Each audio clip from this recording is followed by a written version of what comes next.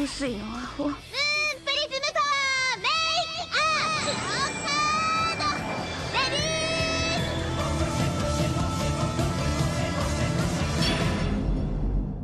Welcome to Shojo Tell, where we discuss shoujo manga and tell who's hot and who's not, talk about themes, and just generally geek out.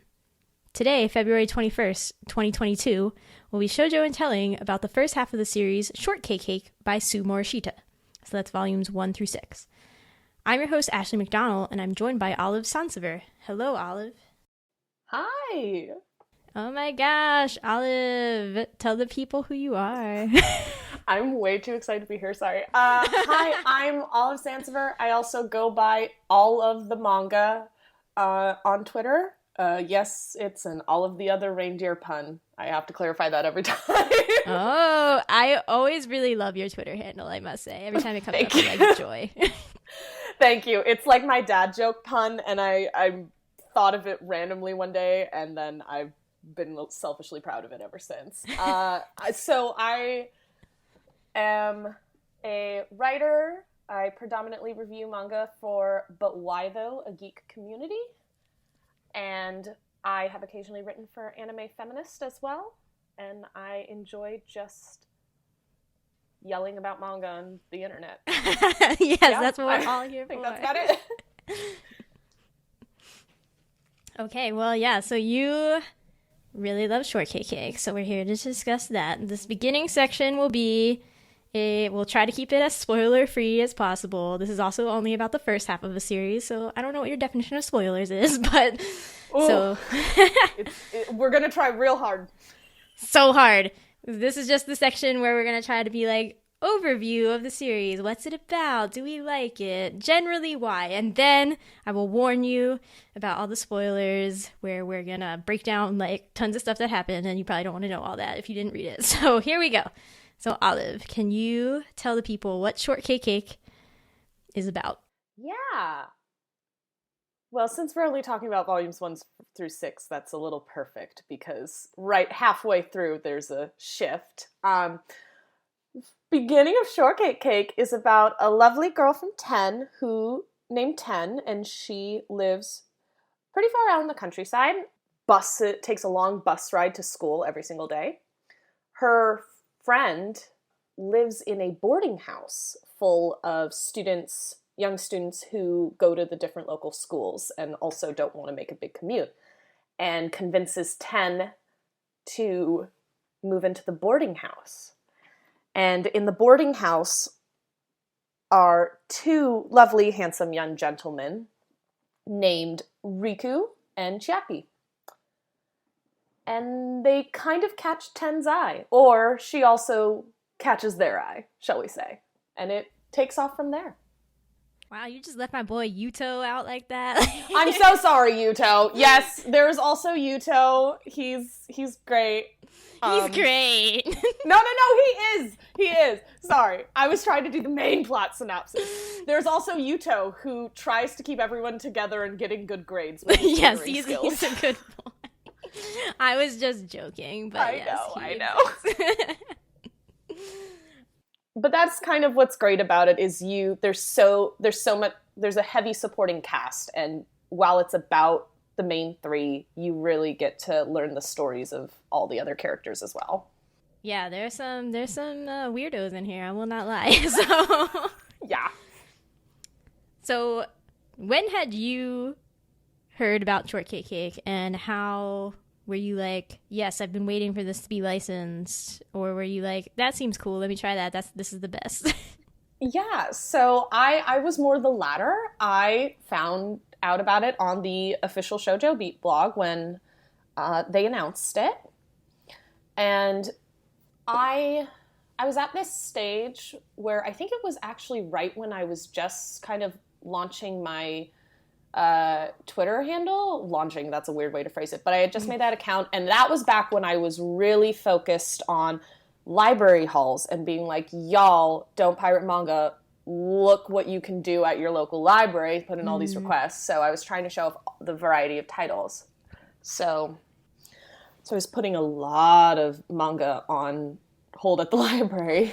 And I kind of was just trying everything. And to be fair, I didn't originally pick this one up. With the exception of ones that were really heavily hyped, like Ao Haru Ride, I love high school romance. It has a special place in my heart, but I was at a point in my life where I kind of felt like I had moved past that for a bit. I wasn't in the mood for that. And then I just kept hearing such good things about Shortcake Cake. I know Shoujo Beat was really posting a lot about it, and everyone's like, no, it's so cute. It's so sweet. And so I put the first volume on hold, and I kind of just got hooked the longer I read. Yeah, I definitely also really only heard about it because people at Viz were like so hype about it, and I was like, oh my god, they're like really throwing their weight behind this title. So I gotta get in on it. And admittedly, I only read the first volume and did a preview guide for this podcast for it, and then I kept buying all the volumes, but I did not read them until I have read them for this podcast. But you have read all of it, and you're like, the second half is even better. So I'm like, oh my god. For me personally, I love the second half a lot. It has some bumps, but I really liked it. But yeah, I think I remember it came out in like August, and I think I didn't pick it up till like end of September, October, because in the span of 1 month, just everyone was telling me, no, you give it a shot. Read it. You gotta do it. Yeah. And then after that, I was the one putting in the order requests at my library, like, make sure you get the next volume on release day, please. Yeah, you're like, we can't wait for this. It's unacceptable wait times. Oh my goodness. Okay, well, so what do you love so much about, like, why are we all like, everybody must read this? I think it's a very down-to-earth high school romance, which, again, the larger-than-life elements of high school romance, the big, oh my god, being swept off my feet side of the story, again, has a special place in my heart, but I wasn't looking for that at the time, and I really like just how goofy Suu Morishita allows the series to be while still being very grounded. Yeah. I think it does a lot where it subtly subverts kind of tropes that we expect it to have. And it's also just the relationship, the friendship that develops between the main cast is it's just a shot of serotonin every time you open the volume. There's some good faces. Suu Morishita has some great faces. Yeah. When Riku does, like, split screen, like, happy face demon monster inside. Yes. And again, and I think Chiaki's faces, more again, these will be more in the back half, but Chiaki's got some, once he starts coming out of his shell, just Hall of Fame faces. Oh, man. All right. Oh, yeah. Sorry, I know we're talking about 1 through 6, but I'm teasing a bit into the future. You're like, but if you get to volume 7, it all gets unlocked. Volume 7 is like, you're like, wait, it's not over, and then it's like, nah, gotcha! And then it keeps going. And then it keeps going into crazy land, and you're like, all right, I'm here for it. All right, let's go. I'm emotionally invested in these high schoolers. Yeah, no, I largely agree with that assessment. Just like, every time I read it, I'm like, it's so hard to describe with, again, not being spoilery, so we'll probably, like, bring up these points again, but just, like, every time I read a Suu Morishita manga, because I'm also really heavily invested in A Sign of Affection, which is, the main protagonist of that is a deaf girl. And so just, like, but the main guy of that is so weird. Like, everything is just a little bit off kilter in a Suu Morishita manga, and you're like, what's gonna happen here? And I think we should mention that Suu Morishita is actually 2 people. It's not just one author. So one of them comes up with the story, and the other one's doing the art. And so it's just always like, they clearly read so much shoujo manga. At one point, Ten's wearing like a daytime shooting star t-shirt in there. And they're like, I am giving you a love triangle. That's the most basic trope of all romance tropes, right? And they're like, ha ha, ha ha, ha. And I'm just like, yo. It's crazy in Suu Morishita manga. Yeah, exactly. And, like, it's never like, haha, like, I'm better. It's it's very loving to shoujo. Like, you can tell they've read almost every shoujo series probably out there. Like, I would not be surprised if the duo's office has just stacks of Margaret comics. Yeah, they're like, we just have a little box that we sit in, and it's all surrounded by manga. Yeah. That's how I imagine they go, yeah. No, and for sure, and it's like, everything about this, like, I wrote down what happens at the end and the beginning of every volume, and it's always so dramatic. Like, each ending, you're like, oh my god, what's gonna happen? And then, like, the tension is just immediately pulled back, and you're like, oh, this is so satisfying, but also mean, and like... Right? Like, every time you think, oh, I'm gonna relax and read some Shortcake Cake. Then you get to the end of that volume, and you're like, oh, God, I gotta go start the next volume right now. Because the entirety is relaxing, and then the last, 15 pages are just stress. Yeah. And then it ends, and you're like, eat. No, this is a direct confrontation. What will happen? It's so stressful, yes. So everybody should read Shortcake Cake. I believe that's a true statement. Like... Yeah. Maybe Suu Morishita isn't for you, but you definitely gotta go find out. That's how I think I agree. I think it is worth the 1 to 2 volume shot, especially coming from someone who thought that, I don't know if this is for me or what I'm vibing with right now, storytelling wise, like just from the summary, that give it the 1 to 2 volume shot. Yes, definitely. I would say give it 2 volumes. You get a better sense of its subtle subversion that way. Yeah, 1 is very let us establish everything. Yes. So as we said, Shortcake Cake is available in English from Viz Media's Shoujo Beatline. Okay, so now if you have not read Shortcake Cake, but you're like, that sounds cool, go read that, because we're going to go spoil all the things now, and then you can come back later. We are not offended if you turn off the podcast in this moment. No, I'm not. I'm not offended. I really don't care. No spoilers. Okay. So I think these first 6 volumes are very gentle. I assume our second episode will be longer, but we'll try to establish some things right here. So I thought we should just talk about our wacky cast, because they're all a little bit wacky, let's be real. A little quirky. They're a little quirky. Yes. Yes. So first we have 10. And as you alluded to in like why people should read it, you know, the most attractive thing about her is definitely that she's super direct with everybody. And not mean.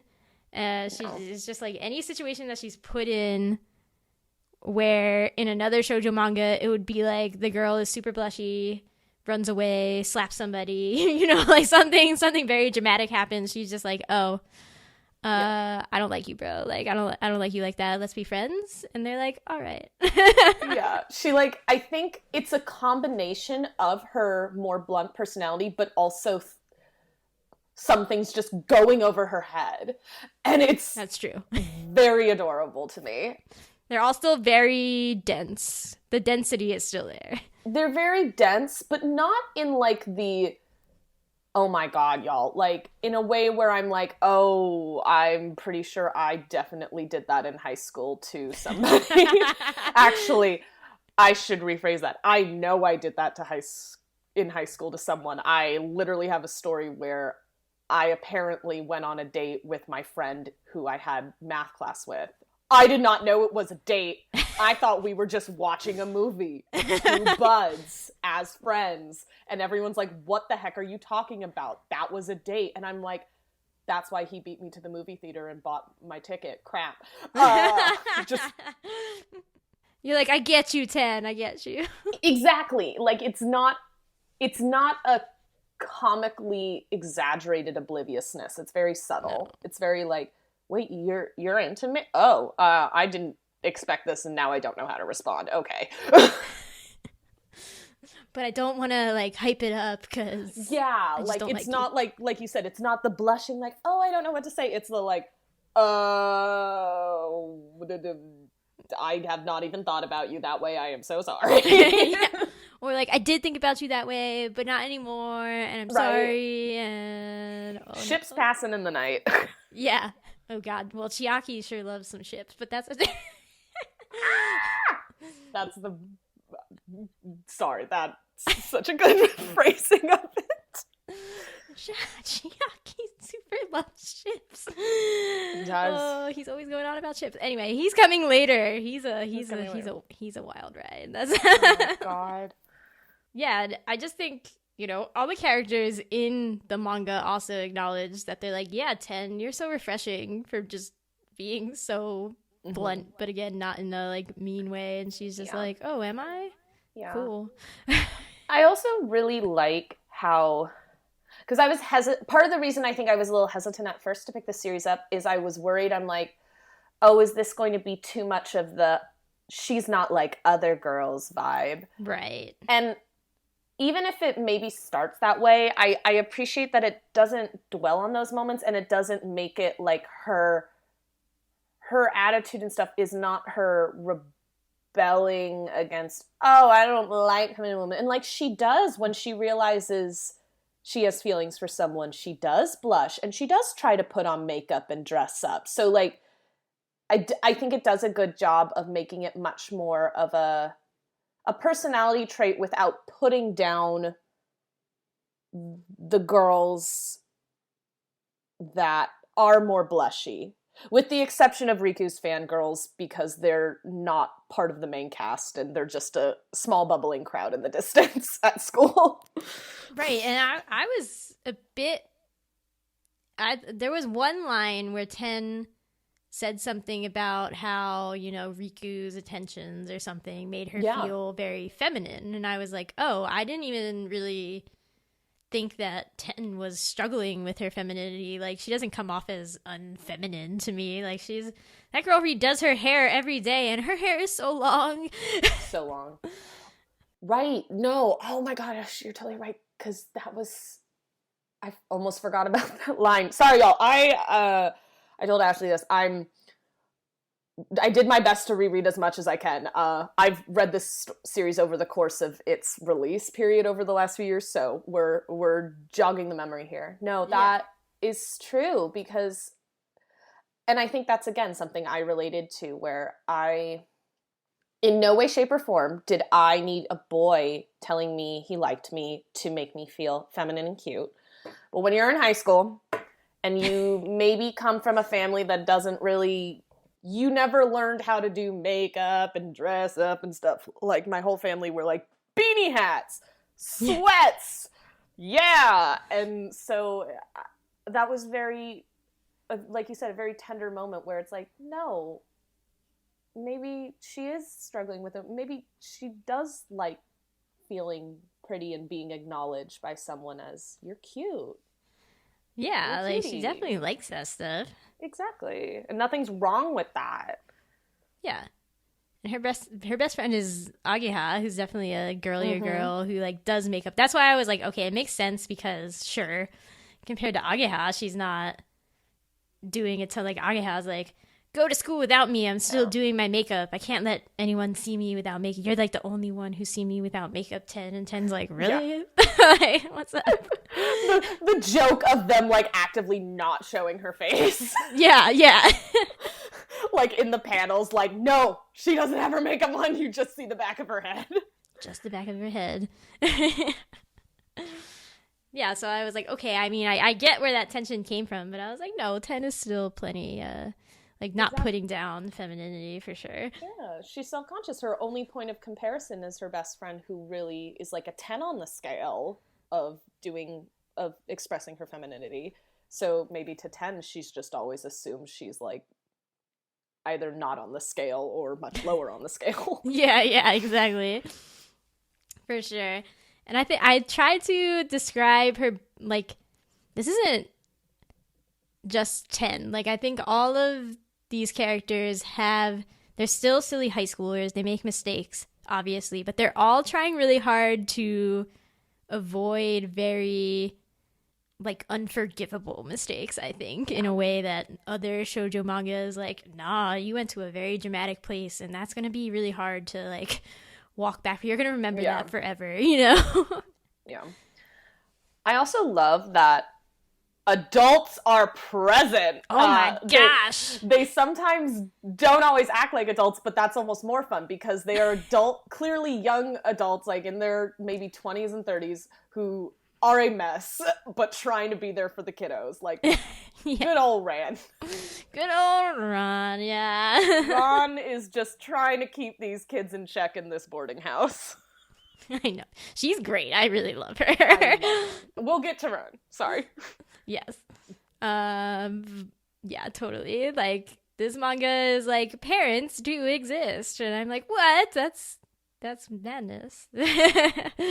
YA has told me that parents don't exist, and when they do, they are like disabled in some way and sad and can't actually help you. Yeah. And I know it is more of a thing over there for sometimes students to go and have their own place separate at a younger age, but like still it just seems so many times I read manga and for some reason every student has their own apartment and lives on their own, and I'm like, there's no way every single one of you lives on your own. What on earth? What on earth is this? Oh my gosh, yeah, no. There's no way every single one of you has this much trauma and is living on their own. Everything's just so traumatic these days, you know? I mean, we do live in a pandemic, so we all have to go into our isolation chambers now. It makes sense. Okay, well, I want to give an example, like a concrete example of all this that I think will help us transition to talking about Chiaki since it involves him. But like, so I guess at the end of volume 4, one of those volumes, Chiaki kisses Ten unexpectedly and is like, what can I do to make you notice me? And, you know, the next volume, there's not a big spectacle. She's not like, oh my god, you were the first person to kiss me on the lips, and now how dare you, like, steal my first real kiss? And, like, no, none of that happens. She's just like, oh, I didn't notice. And he's like, I know you didn't, because you like Riku. Like, that's very obvious. And what I liked even more was that in that moment, I was like, Chiaki, you should not have physically, like, broken her boundaries like that. And then he apologized later, and I was like, these kids have such, like, they make mistakes, but they have such good emotional awareness still. Like, that's so nice. Yeah, he apologized later, and, like, Ten was also, she didn't slap him, even though she would totally been in her right to do so. But she, like you said, she was very, not blunt, but she was firm in her boundaries. She's like, I didn't notice. What was I supposed to do? I'm sorry. Yeah, like, don't like you like that. Let's not do that again. Yeah, like, unfortunately, that's the way things roll, but not my fault. Yeah. Chiaki, if you had done this, like, 2 volumes before, you could have gotten away with it. Dude! Okay, cool. Okay, we're gonna get to it. I totally thought, like, from the first 3 volumes, okay, and this is very clear spoiler, but in my defense, this is spoiler for only the first 6. I thought very clearly in the first 3 volumes, I'm like, this is gonna be fully about Ten and Chiaki, and Riku's just gonna be kind of swooping in once or twice for some drama. LOL. Yeah. What? No. Okay, wait. Am I misreading this? But the end of volume 2, to me it was very unclear who said I like Chiaki, and I was like, is that from Riku's perspective? Is Riku gay? Like, I just... Oh gosh. I'm trying to remember. Because it's going between all 3 of the... Like, it's purposefully confusing, I think. So, like... Well, and it's at the end of volume 2, though, right? Yeah. Well, because then starting volume 3, because they have that encounter with Rei... Yeah. They're pretend dating. So... Yeah, in volume 2, Chiaki and Ten are pretend dating to ward off Rei, who's like, we'll get there, but like, so. Yeah, so I think, I'm sorry, I'm not remembering the scene exactly, but I'm pretty sure it was from 10. I think. I do think it is. Like, it's lingering on 10. I agree with you. I kind of want it to be Riku. I'm like, but isn't it Riku, But their friendship hasn't had the emotional growth for them to admit that they actually get along at that point. I was like, yo, Riku's totally gay, right? Like, he flirts with all the girls because he's gay. Okay, different problem. All right, Chiaki is a wacko. Can we just say that? Oh my god, such a wacko. In the absolute best way. But, like, I genuinely thought in volume 1 and 2 that I'm like, Chiaki's fully the main love interest. Yes, like, right? I literally thought, I didn't even think love triangle. I thought it was fully the story of Ten and Chiaki, and Riku's just going to be there to be a little twerp and maybe cause some drama in, like, the back half of the series. Nope. Which I love that my expectations were thrown, but because he fits all of those initial types. He's kind of the mysterious one.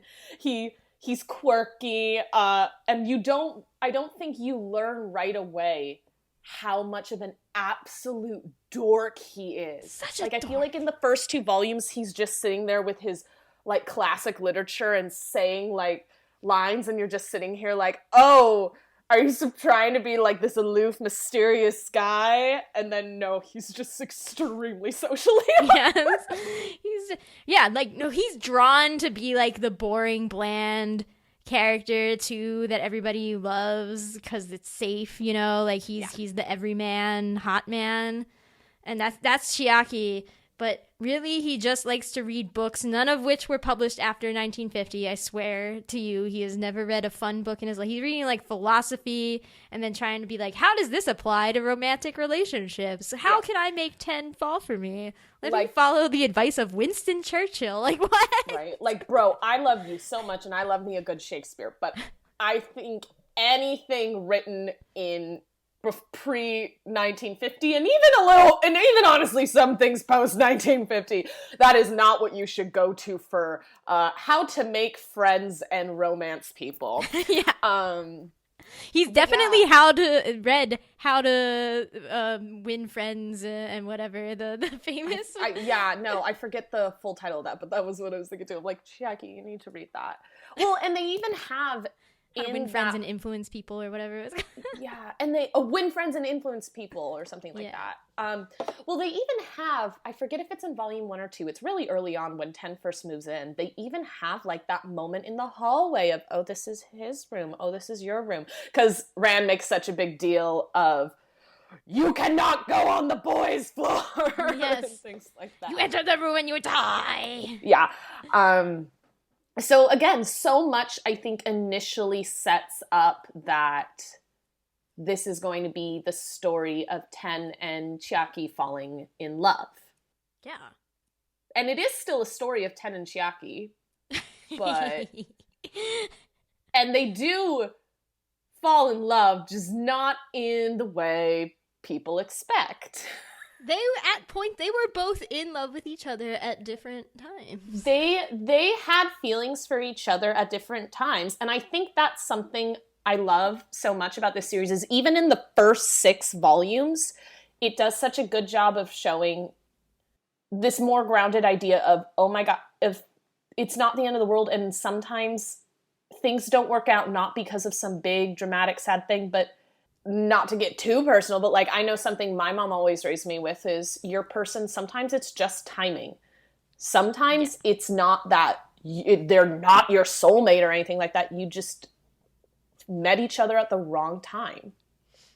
And you were just ships passing each other by. Exactly. Ships passing in the night. And that's kind of what happens with these two is they both weren't aware of the other's feelings and they both kind of developed feelings at different times when the opportunity had kind of already moved on. And that's unfortunate, but I appreciate that the series doesn't make it something to super mourn, but kind of just, oh, this is something in life. We're gonna breathe through it and keep going. Yeah. I was also going to say about the scene where, like, you know, setting up how it seems like it's going to be the Ten and Chiaki show and she, like, enters his room. The panel is very basic. Like his door becomes just like, you know, a little triangle thing. But to me, I was like, that's so good at conveying that it's like a doorway to somewhere else. It looks like a book almost, and all these things. And I was like, yeah, totally gonna be about them. And then I'm like, oh, these dorks are not getting it together, and Riku's here. Yeah, and that's such a good point too, because if you think about it, and maybe I'm getting a little too overdramatic with it, but I almost feel like so much of Chiaki's story is him, and all of the characters in a way, but is him kind of learning to love himself and get out of his shell. And I think, like you said, a lot of those initial panels when we meet him, it's very simple, the drawings and the art. And I think they get more vibrant and detailed the more he interacts with Ten and Riku. And I feel like he gets more expressive. I feel like there's more detail in his bedroom, and things like that. Yeah. I don't know. Maybe I'm just overly reading into it, but when you mentioned that about the door and like going into another room, like he lives in his own world, but then when he starts to actually try to merge his world with the real world, reality, I guess. Yeah, with reality and meet his other friends. people's worlds. Yeah, totally. No, the more you find out about him, the more you're just like, oh, this guy has no idea what he's doing. No idea. There's no mystery to him. He just doesn't know what he's doing. Him and his brother. Oh, yes. Just this absolutely chill man. And then the second his brother walks in the door, he's like, die, death. He turns into straight Riku of just like, get away from me. Do not touch me. I don't know who you are. I don't like you. And everybody's like, what's your problem? And literally his brother is just like, oh my god, you're making friends. I'm so proud of you. Yeah. Chiaki, shut up. I'm going to go read a book now. Right. Go read an Agatha Christie mystery. That's like the most fun things he reads, I think. Yes. So here's how we're going to transition to Riku. We're going to say that the best chapter Chiaki had was the one where he goes on a date with Riku, but they don't know it's a date. But Chiaki literally says, I love you to Riku. So I'm just saying. No, I think that was actually the chapter where I started like, I think I had tweeted about Shortcake Cake before, but I think that was the chapter where I like took a bunch of pictures of the volume I had in my hands with my phone and was like making a huge post of, no, you need to read this series, y'all. Because that chapter is just so, you have the fun of, nah, they're in love, but also just their friendship just makes me so happy. Yeah, like it was just a really sweet, and all around it was like both of you are, dense dorks. So dense. And like, y'all, you want a tsundere? Riku, it's not what you think. The tsundere in this story is not Ten. It is Riku to Chiaki. Oh my god, I'm so sorry. Chiaki's love for him as either a friend or more, but just that bond. And I like it because I feel like Riku never puts it down in a way that's straight up like, get away. It's just, you can tell he's like, I don't know how to feel about your, like, you can tell Riku's love language is opposite of Chiaki's. Yeah. Riku and Chiaki are definitely the opposites attract. Mm-hmm. Completely different love languages. They actually remind me a lot of me and my best friend, because she's like, no physical touch, no words of affirmation. She's like if I compliment her, she's kind of like, are you okay? Like, meanwhile, I'm like, I want to tell you how much I love being your friend every single day. So it's very much like, I loved seeing Chiaki and Riku interact on the page, because I'm like, yeah, that is such a great friendship dynamic right there. And yeah, I like that there, like you said, there is the little question. I won't ascribe sexuality onto any of the young characters, because I know at the end of the day it's more about their friendship and relationships. But there is that kind of question mark of, Question mark, question mark, question Question mark. mark. Is someone bisexual here? We'll Yes. never fully know, but Oh my goodness. there are moments that feel a little more because we're going to talk about the back half of the series in a different episode. All I'll say is I am completely open and think it is very believable to say by the end of the series that Riku was actually Chiaki's first love. Ten was his first crush, and I would say Riku was his first love. Aww. That's what I will say. Okay. I don't think he was aware of it. He's aware of it like that. No. But I think that is definitely a possible interpretation you could get. Yeah. Speaking of Riku. Yeah, speaking of Riku, like, but still in that chapter, the funniest thing to me, as you were saying, like Riku being the tsundere here, was that, Chiaki is doing his whole, like, he's really just investigating how friendship should work. Like, he's made up a garbage lie about how Riku broke a cup that he used to drink from when his grandpa read to him, his dead grandpa, who taught him his love of reading. Riku broke this cup, and Riku's like, why would he bring something so precious here? So they go looking for a cup that's similar to it, and Chiaki's just like pestering him the whole time. And at one point he's like, we'll still be friends no matter what, right? And Riku's like, of course not. And I was like, that's so real and refreshing. Thank you, Riku. Like, just like Riku, you can tell Riku is the one who has experienced the loss of relationships and friendships. So he's kind of, even though he's young, he doesn't have this idealized version of, we're going to be friends forever, which is why I think sometimes it's good for him to have someone aggressively loving like Chiaki, who's like, nah, we're going to both put in effort and be friends forever. Yes, we're going to do it. And Riku's like, oh, God, why? I will forcibly stay in your life with my love. Yeah.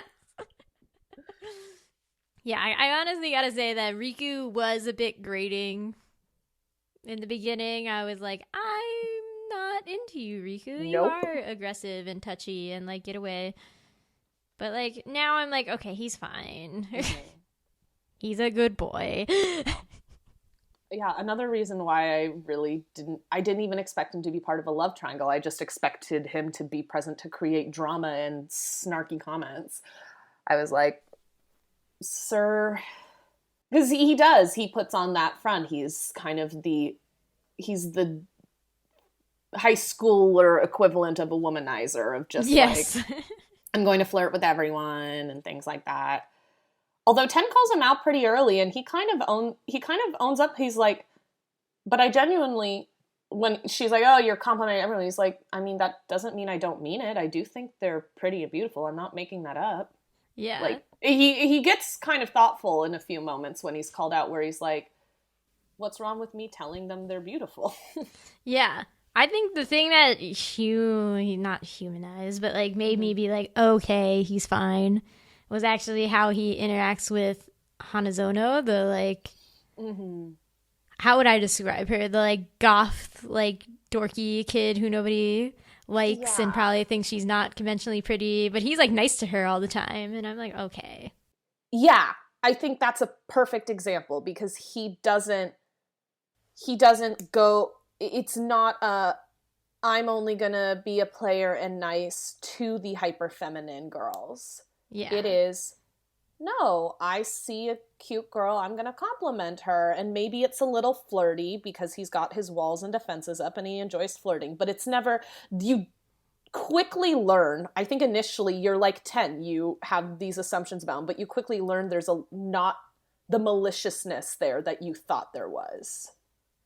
Yeah, like he's being genuinely nice. He's not just, it's not like, you never get the sense that he's faking it with Hanazono. Like, he's just like, I just want to keep up my own image. He's just like, no. Yeah, he's a flirt, but he's never trying to, like, I guess, date multiple girls at once or turn girls against. I don't know how to explain it. Like, he's a flirt, but he's not manipulative. Yeah.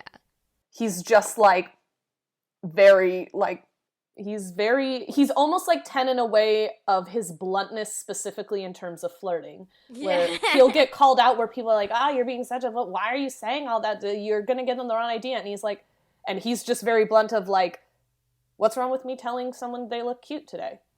It's like, they do look cute today. Yeah, exactly. He's like, what's wrong with me wanting to see him smile? He's like, yeah, maybe I'm not like, maybe I am putting up some of a front, but he's like, that's my own defenses. He's like, I'm not lying when I tell them they're cute. Yeah. I think what made me be like, okay, he's gay though. Is that like, having all your friends be female is like, okay, well, that's a gay stereotype. And two, when he confesses to 10, or like, he didn't actually confess to 10 just, Chiaki and him were idiotically, I would say, discussing how much they like 10. Yeah, right next to her, because they were like, she's asleep. No, don't. Oldest trick in the book, you fake being asleep on the bus. To see if the cute boy talks about you. I was like, Chiaki, you read all the time. Have you not read a book? Do you not know how story tropes go? No, because the 1950s didn't write those rom-coms where someone pretends to be asleep on the bus. Because Dale Carnegie doesn't know anything about romantic love. Like, gosh darn it. Yes. So they, are talking about her. And then... 10 wakes up for part of it and hears Riku be like, yeah, I do like 10. And then, they have a brief conversation about how Riku's like, well, I don't rank girls 10 because I'm not smarmy like that, basically. But if I did, you would be number 1. And like, Chiaki like backs him up. He's like, I think that guy is serious, 10. That's not a joke. Like, he really likes you. Well, and the fact too that Riku's like, what was it? He says he's like, I can't flirt with 10 the way, or flirt and compliment 10 the way I do with other girls. Yeah. Because he actually does get self-conscious with her. Yeah. But what made me be like, then Riku, gets a bit sad because he's like, I already got rejected. And also, like, I only, was only starting to develop that crush. So he was like, it was only really like a tiny but serious crush. And so I'm like, yeah, because you like Chiaki. Right. And to Riko's credit, with the exception of that power outage thunder moment, he pretty much backs off. And that kind of becomes the whole thing for the first 6 volumes, where later on Ten's like, oh crap. Oh crap. And he's sitting there like, nah, she already rejected. And Chiaki's like, nah, she's into you, bro. And he's like, no, she already rejected me. Yeah. And I'm just like, you knew each other for a week. That doesn't count. Come on. Doesn't count, bro. So I will give him to his credit. He backs off for the most part. For the most part, yes. He does that little cheek kiss thing. Yes, he did do that. And then they're both like, yeah, batteries. And then he's like, I'm so sorry, I was trying to make you feel more comfortable because I know lightning makes you panic. Okay, bye. Okay, bye. Let's go deliver these batteries now. Yeah. Right? Just the most, like, out of nowhere excuse. I'm like, bro. Anyone but 10 would see through that. Yeah, but 10's like, no, we already had this conversation, so he can't possibly keep liking me because I already rejected him. Like, you guys. I know. I'm like, 10, feelings don't turn off like a little switch. It's not a light switch. But that's cute of you to think that. Yeah. And Chiaki spends a lot of energy being like, you should date Riku. Oh my god. I think that's the funniest thing to me. And I think what really endeared me to this series is so much of, yes, Chiaki realizes he has feelings for 10, but never at any point does he really let it get in between him and Riku. He's like, I mean, if she goes, she's like, he's kind of just like, if she goes for me, that's great, but I also want my friend to be happy. He like actually has an internal struggle of like, I don't know which I like more, 10 or Riku and 10 together. I'm going back to Chiaki. But Riku, though, I think he was so set up for me to not like him. And I have to remember that's because the whole first volume was entirely from 10's perspective. Mm. And so I made all of the early judgments about him that she did. Yeah.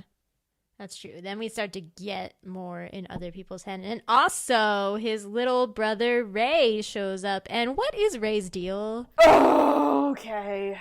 Ray, if I had a problem with this series... Is it Ray? Ray? Because it's obviously a problem. It's Ray.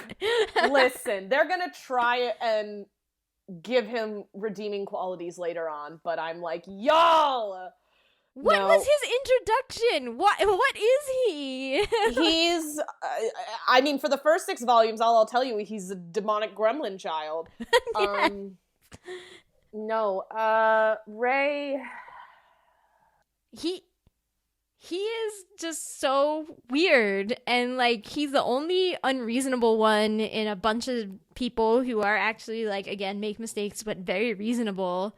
Yeah. And then there's Ray, and I'm like, what is happening? Why is he here? He's the one, I think earlier, remember we were talking about how this is pretty down to earth, and like while there's some exaggeration fun bits, it's less like one of the big larger than life comedic exaggeration series out there. Yeah. So the fact that his character is so out there is so jarring. It's so jarring. It's so jarring. And it's like, you know, that means there is something wrong here. But at the same time, you're like, that can't justify because this is the absolute worst first impression. Like, he's literally awful. He bites Riku. Yeah, he physically assaults Riku. He is verbally abusive to Ten, and then at the same time is like, date me mine. now. And yeah. Everyone's like, that's not how anything works, dude. You don't lay claim to people. He's a feral goblin child. And then he's there for the first, like, 2 volumes, like, actually doing stuff and being annoying. And then for the last 4 volumes, he's not there. Yeah, it's his whole storyline is... It's so crucial, and yet the one thing that I'm like, oh, this could have been paced out a lot differently. Oh, yes. And also maybe, like, I feel like his character would have had the same effect if he wasn't so feral. Like, did he really need to bite Riku and also just, like, be... Like, I feel like you can have him be a jerk without him, like, being so verbally abusive and awful to Ten. Like, he's stalking her, basically. Yeah. He's terrible. He's just like, you're ugly. You're ugly all the time. I mean, he'll evoke pity from me a bit later on, but I'm sorry, Ray. If I had a bone to pick with this series, it's Ray. It's definitely Ray. And I just keep being like he's on the cover. He's the main person on the cover of Volume 4. And I'm like, he's not even here right now. No, he is the catalyst for so much, but he's not there. He's not present. And you're like, who the hell is this person that just like came in like a whirlwind and then left? And just left just a chaos and emotional damage in his wake. Because the second he leaves, naturally, because, you know, Riku was just physically assaulted by him, Riku shuts down, everyone's confused. Yeah, as they should be, because this is not a human. He is a whatever, like, ghost thing they keep joking he is. Zashiki Washi or whatever. Oh, yeah, I forget what it was, but yeah, he really is. And oh, God. And it's... Because then you immediately see Riku back off, and then it's weird, because he's like... Rei is almost like the catalyst for Chiaki and Ten having their kind of kiss and relationship thing, because then Ten spends more time with Chiaki. Yeah, because they fake date to make him back off. Yeah. And Riku's just sitting in the corner, traumatized, and all his walls are back up, and yeah.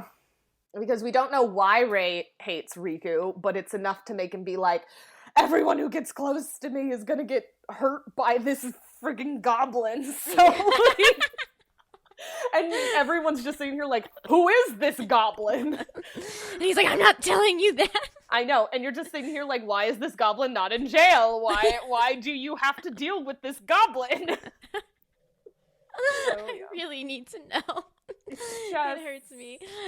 So, and it's so hard, because I'm like, there's moments where I genuinely can't tell. And like you said, I'm such a fan of Suu Morishita's other works and character work so far that I'm just sitting here, I'm like, am I genuinely supposed to find some of these moments like endearing or cute ever in this manga? Like, I'm so confused. I'm like, did an editor make them include this character? Yeah, and, did like, an editor be like, like, you need a very dramatic villain? But then later, this is for the second half. This is for the second half. Okay, the point is, Ray is weird and creepy, and I don't really get it. Yeah, no, the volumes 1 through 6 are going great. We've got lovely, healthy relationship building and communication. And then a feral goblin child comes in and verbally and physically assaults everyone and then leaves. And then the series continues doing what it was doing previously. It's like back to your regularly scheduled programming, and I'm just like, what happened here? I'm glad I'm not the only one who's like, no, this is really wacky. No. Right? I mean, I do appreciate that Ten doesn't sit and take it. Ten's like, what the hell is wrong with you?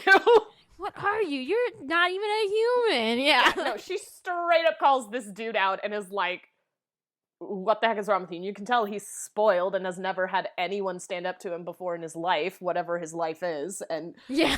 Ten's just like, go away. Yeah, and he's always in the front, like, you know, in the little character chart. And I'm like, what is he doing here? Like, get out. I know. And in the character chart, all he is described as like a mysterious person with a connection to Riku. And you're just like, cool, that tells me nothing. It tells me nothing at all. Not like I expect the little character intro in the beginning of the volume to tell me something the storyline hasn't. But yeah, his whole... It's not paced well. No. Terrible. Which is funny because, again, he is the catalyst for so many different things. Specifically relationship-wise between all the characters. And so I'm like, how are you so important and yet so infuriating and gone half the time? Bad, just really bad. Yeah. He's on the cover so many covers, and then I'm like, you have more cover time than page time. Right? Like, and on his cover, I'm like, oh, he doesn't look terrible. Like, I'm really afraid that he's going to become a serious love interest. I can't tell you anything. No comment. No comment. Yeah, it's... Okay. I can't tell you anything because I want you to experience for yourself. The wackiness? Yes, I look forward to it. Feral Goblin Child's whole story arc is very intriguing. And it will, I think, like, there's elements of it where I'm like, okay, I see why you are the way that you are. Does that justify and excuse it? Absolutely not, even though the story is trying to make me say so.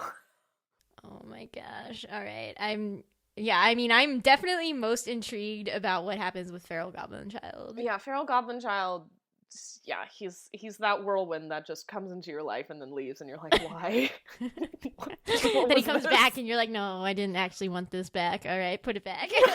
Literally a hurricane, and then is gone for the next few volumes. Oh my gosh. Yes. I know, he comes in and then leaves, and then we have 2 love confessions, and I'm just like, this is some emotional whiplash. Yeah. It's too much. Also, okay, I'm just like, he has a handler who is more fun than him. Oh, so much fun. Shiraoka or whatever his name is. Mm-hmm. And I'm like, okay, he has some connection to Ron. I also want to know, like, what's up with all y'all's. Yeah, and that's the thing that drives me kind of nuts is, again, he's, again, another fantastic character later on. You meet him through Ray. And it's also interesting, too, because, yeah, then we discover Ron knows something, clearly. Ron knows things. Why does Ron have such strict rules? I have so many questions. Yeah. And, yeah, Ron knows something, and it's gonna drive me a little nuts. And actually, okay, I'm trying to remember how much is revealed in these first 6 volumes, because I think it is, where Riku lives, is that said? I think it's said. aside from the boarding house where he's from. Yeah, him and Ray are brothers, right? Okay, it has said that. I could Yeah. not remember. It took me a minute. I couldn't remember if it had been explicitly said that they're brothers. Yeah, so, like, there's this bizarre familial connection, clearly estranged. And then you also are like, oh, well, this explains why Riku literally doesn't need to live in a boarding house because he doesn't have a commute, but still lives in a boarding house. Yeah. Because he doesn't want to live with a gremlin. Yeah. He wants to live with cool 25-year-old mom who was a delinquent and is into cars. Yeah. And apparently has something going with Shiraoka. Yeah. Which is fun, because I kind of like, again, we don't often get to see both a kind of high school romance and an adult relationship. I won't say exactly what their relationship is, but two adult characters interacting back and forth frequently, if that makes sense. Like, like we said, like, oh my gosh, adults are present. Adults have interpersonal conflicts and relationships in this story. What? Yeah. I feel like the only other funny example I can think of is, like, in Princess Jellyfish with the driver and the lady who eventually ends up being their, like, fabric manufacturer. Yeah. They had a fun relationship. I'm like, that's what it reminds me of. Yeah. Or, like, I can't remember, maybe Dengeki Daisy had one, but that's because half of that cast was adults. Fruits Basket, but that's like a whole nother ballpark. That's a whole different ballpark. That starts as like cute high school and then is just trauma. Yeah. It's trauma o'clock. Are you ready? No. Never. Will I reread it for the 10th time? Yes. Yes. Yeah. Yeah, so it's nice. It's nice. Yeah. Because I think the other high school romance series that came out in the same year in English, I'm talking specifically about the English release from Shoujo Beat, that came out in the same year was Aoharu Ride. And if I remember correctly, with the exception of the teacher, the older brother teacher, you don't really see the parents a lot. There's not a lot of adult presence in that one either. No, because all the adult stuff in that is, again, like, sad. Yes. Stuff. Again, that fun thing. Everyone either lives alone or is deeply traumatized, so we just never see the adult figures. Which, again, that's not to make light of it, but sometimes I'm like, why is every single character, like, where are the adults? No. Like, the second they, with the exception of the nameless teachers, the second they leave the classroom, I'm like, why is everyone, like, just living completely adult-free at, like, 15, 16 years old? What is going on? Yeah, especially thinking, like, today's America, it's very weird to us because everybody's so like overprogrammed, especially children. Yeah, and these kids are like, we're just gonna go wander around and go to fake McDonald's after school, and you're like, what? Fake McDonald's. Yeah, and I should disclaimer too. I know that is because of way schooling system and like with the boarding houses, some people have longer commutes and things. It's can be different at some schools in Japan, but I also believe that there is still that storytelling exaggeration where I'm like, there is no way there's just an entire classroom of students who none of them live with their parents. None of them. There's no way. Maybe that's like obviously every kid's fantasy, which is why it naturally comes up a lot, probably in these manga series, because that age group, yeah. What, we don't want to deal with adults in our stories. Yeah. But yeah. Alright, so I think we mentioned every character. Yeah. Except Aoi exists with Yudo. Yeah, Aoi exists. I feel like she's not very prominent in these 6 volumes. No. If I remember correctly. Not at all. Just there. We gave a loving nod to Yudo. I love that Yudo's just like, God, everyone stop flirting. Everyone stop flirting. I get like, it. They're stop. prettier than me. Right? He's like, stop flirting. I'm trying to study and not feel bad about myself. Yeah, and they're like, you're a good boy. And he's like, I shut know. up. Everyone's so encouraging. He's like, leave me alone. Or then they're also like, we're not flirting. And he's like, I will hit you with a book. He's like, you definitely are. It's cute that you think you're not. Okay, I'm going to say this with the full disclaimer ahead of time because I don't want people to misinterpret what I'm saying here. In no way, shape, or form am I pairing romantically or in any sort of way adult Ran and kid Yuto, but sometimes it feels like a co-parenting dynamic where when Ran's not in the house, Yuto's like, house dad. House dad. He's house dad. Even though he's a kid, he's still one of the older members of the boarding house and goes house dad on him. Totally. I hope he has some fun in the second half, but... He does a little. Okay, all right.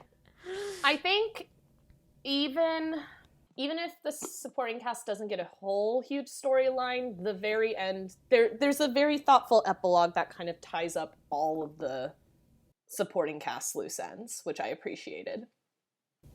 All right, that's good. I feel reassured. Yeah, your boy Yuto is present in the back half of the series. Great.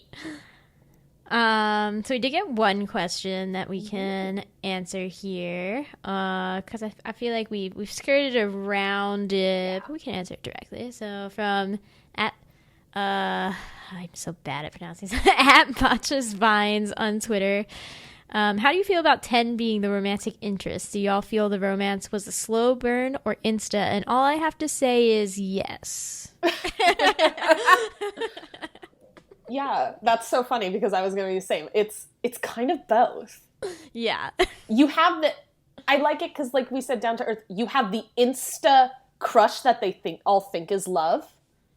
That you kind of, as, again, I will fully disclose, I am a grown adult reading the shoujo romance, so I have a different perspective. But yeah, they have the insta crush that they think is love, and you're like, LOL, sweet children. But then I would argue the overarching relationship building is very slow burn. Yeah. That's why I'm like, it makes sense to me that they would have an instant crush. Like, 10 is very cute. Yes. But then I think when they get to, like, oh, are we seriously considering this? It's like they have to build up a whole friendship and, like, see each other in different, like, doing different activities and like, going to school, living together.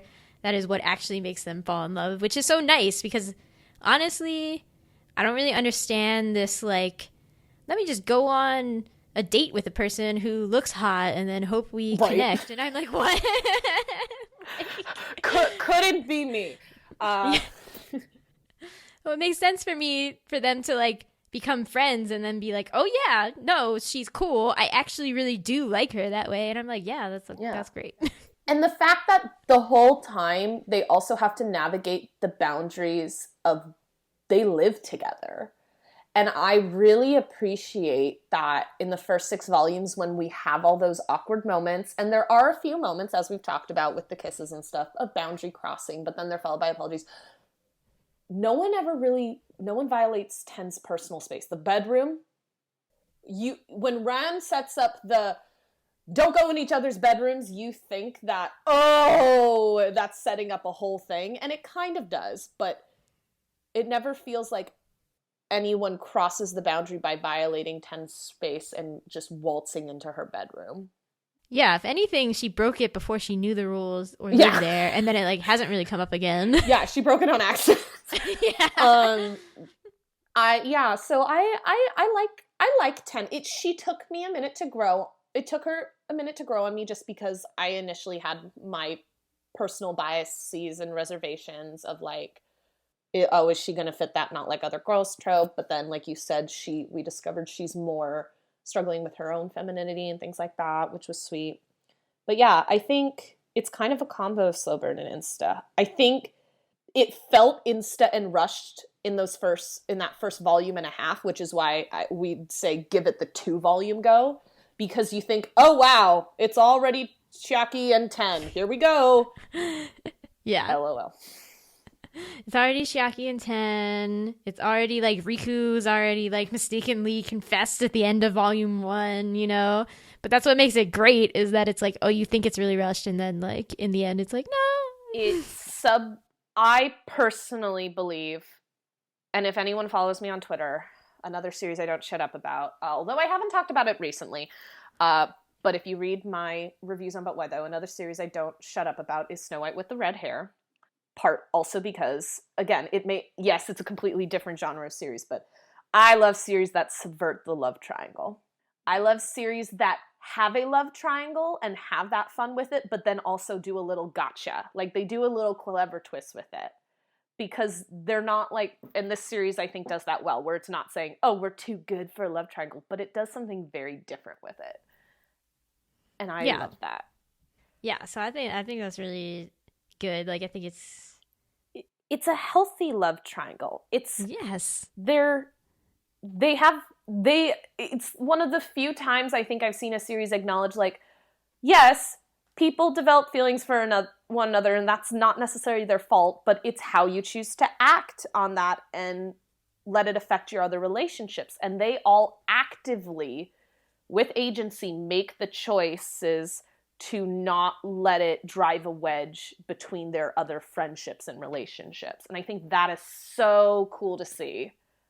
Yeah, like, especially in other instances with love triangles, I feel like they try to make, you know, the love rivals, friends in the end, but it's always like, all right. Yeah, they're not really. Yeah, you always feel like there's some big moment at the end of the series where the main gal has to choose one of them, and the other guy, like, they're still kind of friends, and like in the epilogue they found someone else, but for the most part they're like, okay, I'll back off.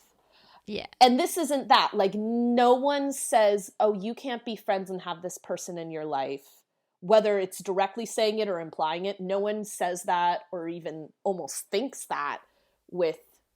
Now, I mean, the fact that Chiaki literally tells Riku first, he's like, hey, please don't be mad at me. I like 10. I'm selfishly going to try to pursue her, but I also, like, I don't want to put you down. Like, he, like, has a whole conversation with Riku about it, and Riku's just sitting there like, why are you telling me this? Riku's like, TMI, bruh. TMI. Well, and it's funny, too, because I think, and maybe I'm overthinking it, but I feel like that's one of the first times where Riku has actually had someone really consider his feelings, if that makes sense. Like, I feel like... Yeah. Chiaki and Riku are kind of doing that to each other, and of course they're, if not dense, they like don't notice that the other is doing it, right? Like when they're on their, like, I'm gonna call it a date. They were on a date looking for a cup. And, you know, Chiaki starts to follow Riku around and is like, I can't believe Riku would do all these things for me. Like, that's just wild. And like I feel like Riku's like also like that towards Chiaki, but is more like grumpy about it. Yeah, they're a lot more observant of each other than the other thinks. Yeah. And so I think the fact that even when they're not intentionally actively trying to be, they're so considerate of the other, it takes them both off guard, because Chiaki is incredibly socially anxious and convinced that books are better friends than real people. And meanwhile, Riku is just walls up, I'm going to put on a smiley front. And so I think having someone just unintentionally pierce right through those walls and be like, oh, I've noticed that you feel this way about something. I want to check in with you before I do this, is cool. And I also like that Chiaki, he's not asking Riku necessarily for permission, because Riku has no claim over 10, but he's just like, hey, I respect you and I want to let you know this is happening. Yeah. And he's like, cool, shut up, bro. Get out. Over the freaking dishes. Yes. Yo, can we also talk about how this is just a dumb moment? It has nothing to do with anything directly. I love talking about their dumb moments, please. Yes. when Chiaki and Ten go to the zoo and they're both like, we should buy a present for Riku, and then they buy him the same present and it's a snake. And they're like, and Chiaki's explicitly like, this snake looks like Riku, and I'm like, what? The metaphorical implications of that, my friend, are just so many. That classic moment of you were so close. You were so close. And then swerve and a miss. Oh my god. No, and exactly. That's where I just love it so much, because even when Ten is having a romantic moment with one of the boys, even if she doesn't know it's a romantic moment because they're all kind of dense, they consider the other person, like, there is a friendship there. It's a trio. Even though you know endgame one of them is going to pair off, you never feel like the trio's going to be broken up. Like, it's the story of three friends. Yeah. And it just makes my heart very warm. And a gremlin warm. child. And a gremlin child. Notice how I'm actively leaving him out every time I talk about it. I have as much angst about what's going to happen with this gremlin child, but yes. Oh, God. We're going to have so much fun in the next episode. Oh, goody! We're going to have so much fun. I can't wait. Oh, boy. All right, well, yeah, is that a good segue into any final thoughts, or should we wait to talk more about gremlin children for the next one? I mean, I can talk about manga for hours, but I think we've kind of hit the big moments. I'm so scared if I keep rambling, I'm going to spoil something. Okay. I've already probably went overboard a couple times hinting at, oh, I know something in the back half. So, like... Aww. I mean, I'm just like, come on, they're gay. Somebody's gay here. Like, don't mess with me. Oh, God. Somebody is at least bi. Like, yeah, and that's the thing is, like, no sexuality is confirmed, because, unfortunately, so much of shoujo, with the exception of a couple series, aka the wonderful My Love Mix-Up, shameless plug there, is just implied heterosexual relationships. It's that hard thing where it's like, I don't want to prescribe sexuality onto these young characters, but at the same time, I fully believe you can have and identify with a bisexual interpretation of this series. There's a lot of moments that you're just kind of like, this could be platonic, or this could be some young awkward kids who don't realize they're into multiple genders having a moment. yeah, like...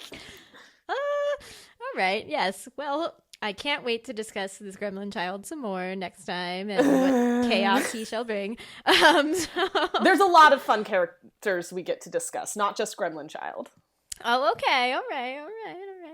Your girl Ron gets some more time. Yes, Ron. All right. Well, that's promising. Well, everybody, thanks for listening to Shojo Tell. Comments, questions, constructive criticism, concerns. Need to tell us how much you love Shortcake Cake? Do you defend the gremlin child? Now I'm just being provocative. Email shoujoandtell@gmail.com or leave a comment on the episode's YouTube page. We're at Shojo and Tell on Twitter, Tumblr, and Instagram. Olive, I know you said at the beginning of the chapter Twitter handle, but where can people find you and your work on the internet? Yeah, so you can find me predominantly yelling into the void on Twitter at all of the manga, ALLO of, we love puns. You can also find my writing predominantly on But Why Though, a geek community, at But Why Though PC. And my writing, and also I've hosted a couple panels as well that you can find on our Twitch and YouTube channels for But Why Though as well. Yeah. Oh, nice. Yeah.